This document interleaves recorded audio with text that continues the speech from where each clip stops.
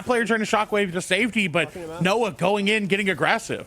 They know the players are low. Now's the time to attack. 91 cracked. One more shot needed to connect, though, to secure that elimination. And Noah does it from the vertical shot in the clouds. Noah is not missing a single bullet, but he's got to be careful. Caught from the backside, gets knocked down. Jaith now left alone.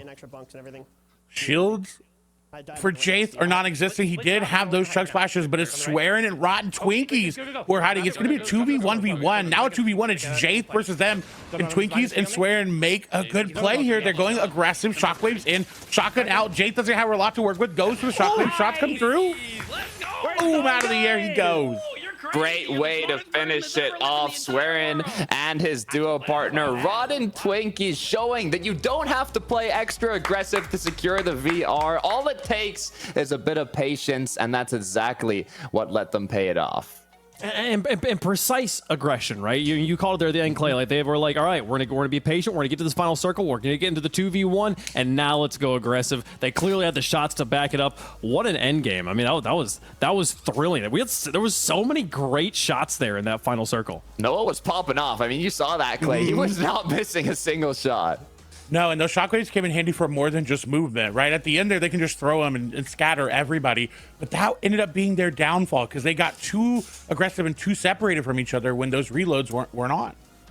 I also wonder, like, with how much they were shooting into the sky, which is objectively impressive, but is disorienting. Like, do you lose track of where cover is and where other people are? Are you just like walking out into the middle of the open saying, please shoot me while you're looking up at the sky? You know, it's hard to keep track of things in 3 dimensions. Yeah, it's that zero build kind of experience, right? Noah was hitting all his shots, but his issue is when he shockwaved himself out, you said it yourself, he got put in the open. So he hit his shots, he got his elim, but then the whole other duo was just raining shots onto him, ended up knocking him down. If he threw a bunker maybe and then went for the shots, it could have been the play, but it's so hard to think that quickly in those final moments. All the players in that top 3 secured a good amount of points.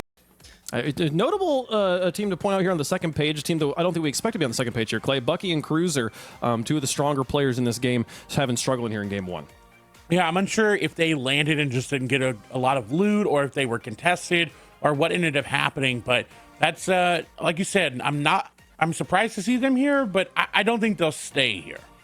Okay, well, we'll get to see them play over the course of the next 5 games. Got a lot of time, a lot of game play to go through, as Takata pointed out. So we'll get into those games here momentarily, and I'm excited to see how the teams adjust. How, especially for a lot of teams. I mean, I've played in some of these creator tournaments before in other games, and you could think you're really good at the game, and then you go up against players who are genuinely like 3 ranks above you, and you get dizzy, Takata. You get genuinely dizzy trying to keep track of how quickly the game's moving.